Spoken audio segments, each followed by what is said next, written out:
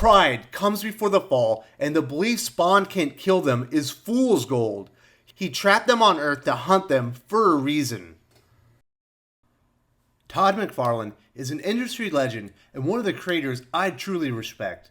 In the early 80s, he began sending 30 to 40 submission packages to comic publishers a month. He submitted over 700 packages before getting his first break in the industry.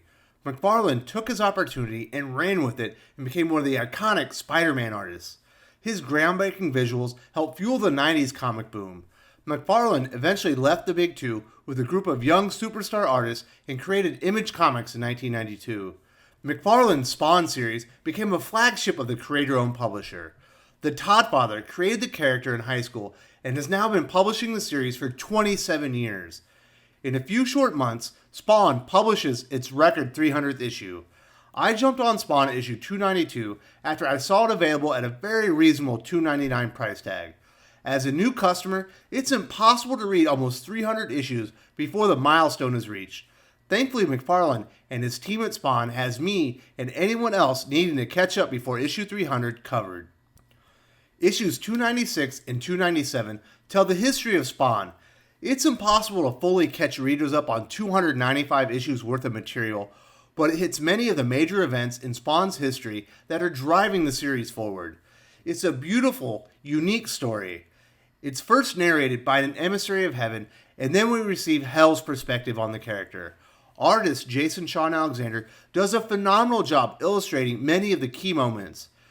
If you're like me and new to Spawn, or like Sergeant Bats and fell off the series nearly 200 issues ago, this is a must-read prior to issue 300.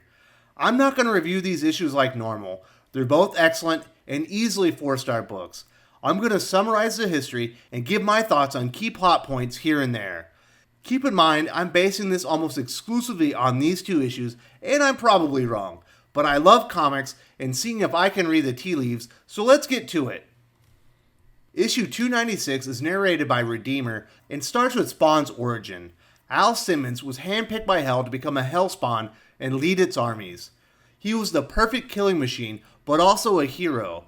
Simmons eventually works for Jason Wynn in his personal army. After doing Wynn's bidding and becoming expendable, Simmons is eliminated. Simmons' murder is covered up and agents of Hell begin enacting their plans for his transformation. Unbeknownst to Simmons, his wife and best friend were having an affair before his death. After his passing, they married and had a child. This was meant to break Simmons and his attachment to humanity, but his love for his wife was too strong, even in death. Malebolgia, Lord of Hell's 8 circles, didn't see Simmons wasn't fully broken yet. If Simmons hadn't died the very moment he did, his soul would have belonged to heaven. He would have served the armies of God. While Hell began crafting Simmons into its newest Hellspawn, he wailed a single word, his wife Wanda's name. Simmons fit Malebolgia's blueprint for Hellspawn perfectly. He was disfigured in an attempt to kill his identity and humanity. It didn't work.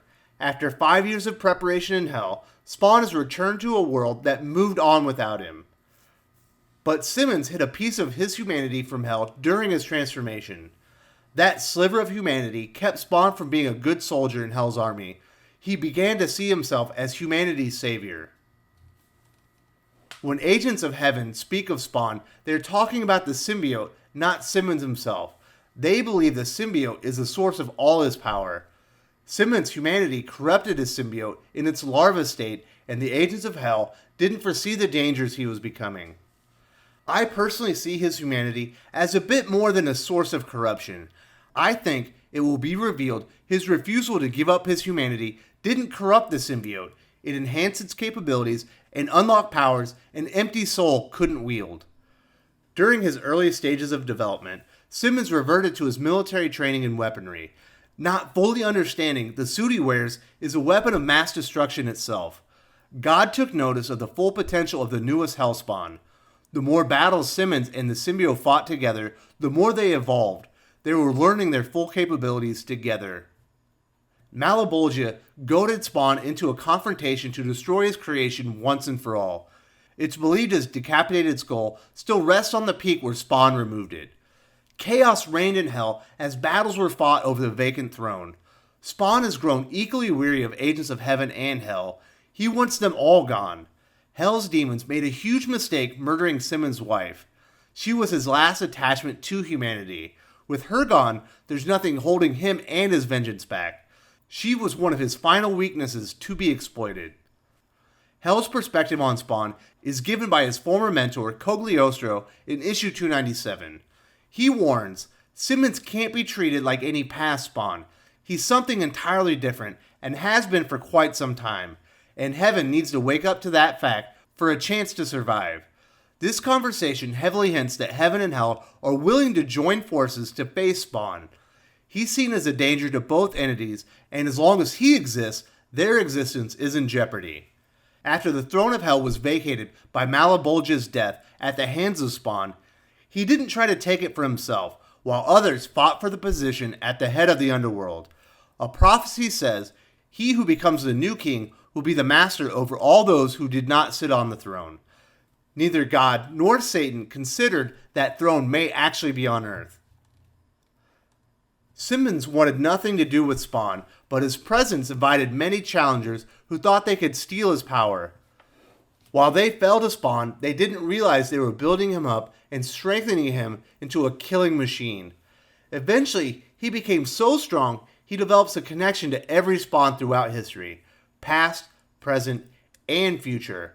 Simmons doesn't know it, but he now has the ability to call upon an entire army of Spawn. When this occurs, no forces in Heaven or Hell will be able to stop him. When this event happens, Simmons will face the ultimate test. He will have the power to defeat Heaven and Hell and take Earth as his own. After losing his wife, does Simmons have enough humanity left to stop himself from destroying everything? Can his soul be redeemed, or will his lust for vengeance be too great? Hell thought they broke Simmons when he committed suicide and was stuck in purgatory. In fact, he was planning during the chaos he intentionally created by his absence. Agents of Heaven and Hell fell in his trap. Simmons placed the symbiote on Jim Downing, the only one to wear it without dying first. Nobody asked why he did this. They were all too busy trying to steal this symbiote from a perceived weak target. During his time in purgatory, Simmons studied his enemies and learned how to defeat them at their own game. He kept a piece of the symbiote and used it to return to Earth. He's no longer turning his back on Spawn and learned to embrace it, taking the fight to his enemies. Spawn locked the gates to Heaven and Hell by sealing the dead zones. The agents of Heaven and Hell could no longer escape him as he hunts them down. Initially, Simmons was dangerous because of his symbiote and its power. Over time, they became more dangerous as they evolved. Now that Simmons is planning things out, he's even more of a threat. Can anyone stop a being with Spawn's powers and the will and patience to stick to a plan? Cogliostro explains that when his wife was murdered, the last piece of leverage over Simmons was lost. His fury was unleashed. Murdering Wanda didn't deter him, it freed him. He has nothing left to lose. He is hell-bent on revenge and has the power and strength to get it. It's no mistake this event was driven home by both sides. The identity of the murderer is still a mystery, but both sides agree an agent of Hell is to blame. I'll be surprised if this isn't a swerve. The murderer likely knew this would unleash Spawn and take out forces on both sides. Someone likely triggered this on purpose for their own personal gain. Probably someone that's seen as an ally of sorts to Spawn himself. Hell sees only one weakness left in Simmons. He's unable to control his emotions, and they need to exploit it. Someone needs to abuse his weakness and deliver a death blow. The suit has new abilities such as resurrecting villains and showing their true form. Whoever can take the symbiote will become a god themselves. With this much power on the line, can anyone trust each other to take Spawn down together? Every agent of Heaven and Hell is likely tempted by the suit's powers. Simmons has exposed his identity to the world, making things even more complicated. Cogliostro asks after all they've heard which agent of Heaven is still willing to face Simmons alone. They believe they are more powerful than Malebolgia and Satan. Simmons can't kill them. Heaven will try to take Spawn down once and for all in the next issue. This is obviously setting up Agents of Heaven to learn a very difficult lesson. Pride comes before the fall, and the belief Spawn can't kill them is fool's gold. He trapped them on Earth to hunt them for a reason. Spawn issues 296 and 297 are excellent reads and beautifully illustrated. Readers interested in Spawn 300 want to read these books to get a full appreciation for the story in the milestone issue. Spawn 300 is 72 pages and priced at $8. It features an all-star creative team. Greg Capullo returns to draw his first Spawn interior since issue 100. Joining him is his creative partner at DC Comics, Scott Snyder. J. Scott Campbell and Jim Lee also join McFarlane on the issue. The Toddfather himself will ink Capullo's pages and draw interior art for the first time in years. Please stay tuned to Thinking Critical for more Spawn coverage during the lead up to Spawn 300. If you enjoyed this video, please give it a like. I would appreciate it very much. It helps us attract more views for the channel. Subscribe for future commentary, comic book news, and reviews. And don't forget to ring the bell for notifications.